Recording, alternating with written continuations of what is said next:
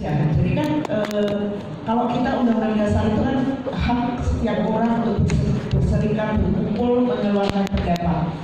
Nah itu kalau sekarang mungkin ada demo atau pertama kumpulan kami ada Apindo, ada Kadin, kemudian ada serikat pekerja macam-macam ya, tergantung dia sektor apa.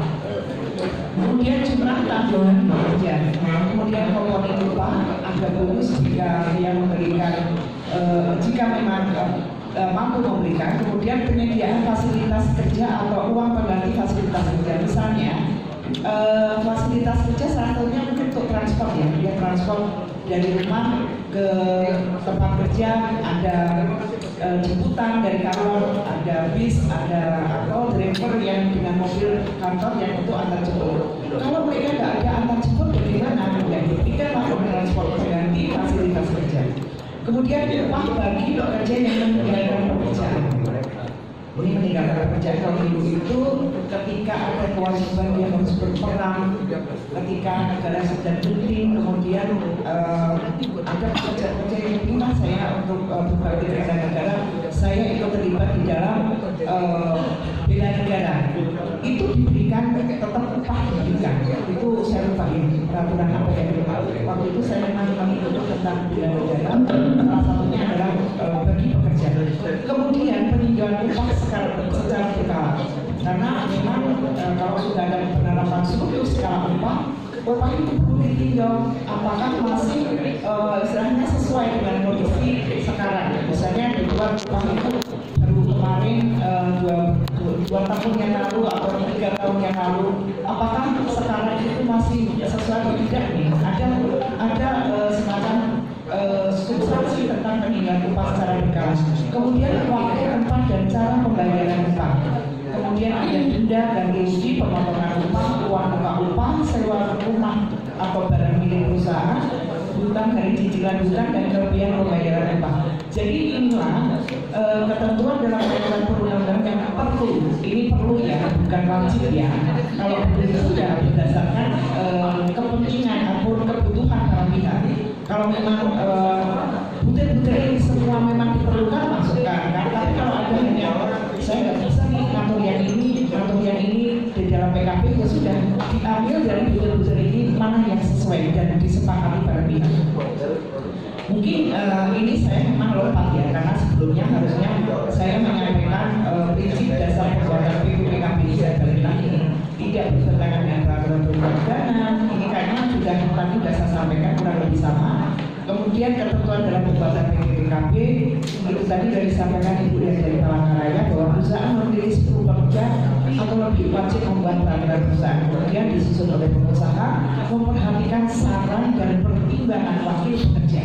Jadi seharusnya di dalam menyusun PP itu tidak boleh hanya perusahaan sendiri, tetapi ada wakil pekerja yang ikut serta di dalam menyusun peraturan perusahaan sehingga kepentingan pekerja terwakili di dalam peraturan perusahaan. Jadi tidak semena-mena, tidak sewenang-wenang, bahkan mengabaikan mungkin ada mungkin malah diskriminatif, malah mungkin juga istilahnya tidak adil bagi pekerja.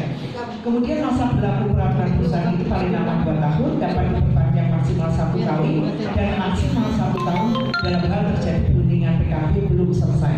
Nah, kemudian PKP dirundingkan oleh serikat pekerja, serikat buruh dan atau beberapa serikat pekerja, serikat buruh dengan pengusaha atau beberapa pengusaha. Dalam satu perusahaan hanya terdapat 1 PKP yang berlaku bagi seluruh pekerja atau buruh di perusahaan. Disusun dengan musyawarah mufakat didasari dengan itikat baik dan kemauan bebas kedua belah pihak. Masa berlaku PKP paling lama 2 tahun dan dapat diperpanjang maksimal 1 kali, maksimal 1 tahun dalam hal perundingan PKP perusahaan. Ini beberapa ketentuan dalam pembuatan PKP. Ini yang hal tadi yang saya sampaikan pasca terbitnya Undang-Undang Cipta Kerja. Kemudian ada ketentuan tentang pemberian surat peringatan berdasarkan PP 35 dan PP 36 dan pasal 52 dari dan penjelasannya bahwa setiap pelanggaran yang dilakukan pekerja dapat diberikan sanksi surat peringatan dan diberikan secara berurutan dimulai dari surat peringatan pertama SP1, SP2 dan SP3 Dengan kata lain, tidak lagi diperkenankan untuk memberikan sanksi surat peringatan kedua dan ketiga secara langsung tanpa diberikan SP1 terlebih dahulu. Ini prinsipnya di dalam bagaimana melakukan mengenakan surat peringatan. Jadi mungkin secara detail Bapak Ibu dipahami nanti substansinya ya. Ini saya secara cepat nih, karena sekiranya Bapak Ibu ingin diskusi sebenarnya. Tetapi kita lanjutkan ini detail-detailnya, pemberian uang visa, PKK dan seterusnya.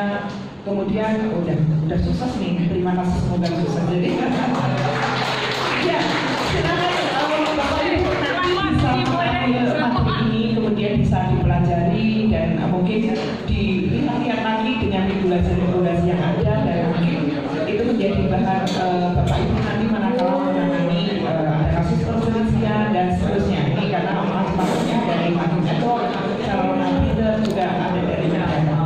Terima kasih, mungkin saya kembali ke ya silakan, masih ada yang mau bertanya, silakan. Ya, Bapak Ibu sekalian, ini pas sekali Bapak Ibu, jamnya pas habis ya. Satu ya Bu. Saya berikan satu ya, mau saya terlambat, nanti Ibu silakan karena sudah di depan dari tadi sudah coba-coba Ibu saya pertanyaan, silakan.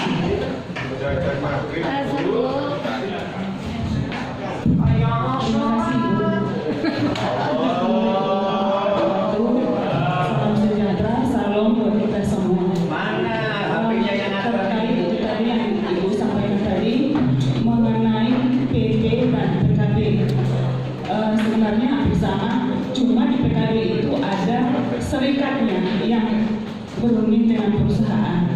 Jadi mungkin ini Bu saran atau apalah namanya. Nah, ketika kami ada menangani perkara yang dijadikan bukti PP atau PKD, nah dan itu sudah disahkan atau dicatatkan di ketenagakerjaan. Nah, setelah kita melihat jenis PHK-nya yang memang hak pekerja itu adalah uang pisah atau penggantian hak. Nah, kalau penggantian hak itu kemungkinan bisa mengenai cuti. Tetapi uang pisah itu undang-undang mengamanahkan harus diatur di dalam PP atau PKB. Nah, yang sering kami temui Ibu bahwa uang pisah itu masih ada belum mengatur di dalam PP atau PKB. Sementara itu wajib diatur amanah undang-undang ketenagakerjaan. Barangkali sebelum itu disahkan, mohon dicek isi daripada materi yang diatur di dalam PP atau PKB. Itu saja Bu. Terima kasih. Terima kasih Ibu. Nama saya Ustaz Sinaga dari Pengadilan Negeri Pekanbaru. Oh ya, terima kasih Ibu Sinaga ya dari Pekanbaru. Iya, terima kasih, ini masukan ya, masukan bahwa ketika sebelum itu dicatatkan harus diperiksa. Kami memeriksa itu, tetapi ketika substansi itu adalah PKB, mungkin saya kembali ke sini ya.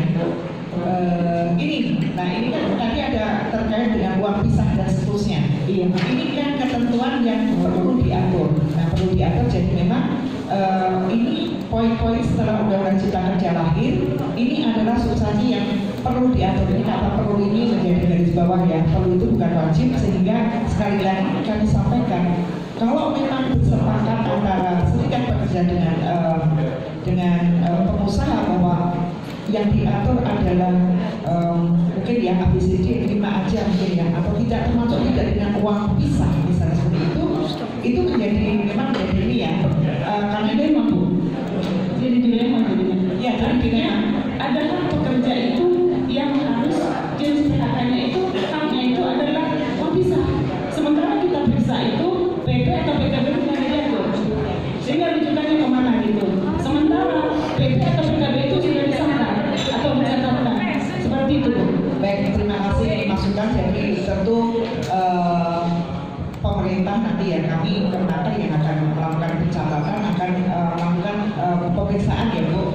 Memang kami ada tim memeriksa itu, tapi tentu saja kami akan terus memberikan edukasi awal keberangkatan untuk teman-teman yang melakukan pemeriksaan terhadap PKB bahwa ada substansi yang memang perlu dimasukkan, misalnya uang di sana. Tetapi kita harus kembali dulu dengan para pihak apakah memang harus ada substansi itu atau tidak. Nah, memang kebetulan ketika menangani kasus ada substansi itu yang tidak diatur. Nah, itu yang menjadi dilema. Terima kasih, itu menjadi catatan bagi kami.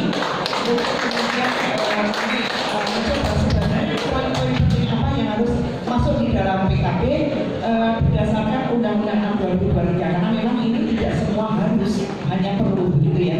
Terima kasih Bapak Ibu.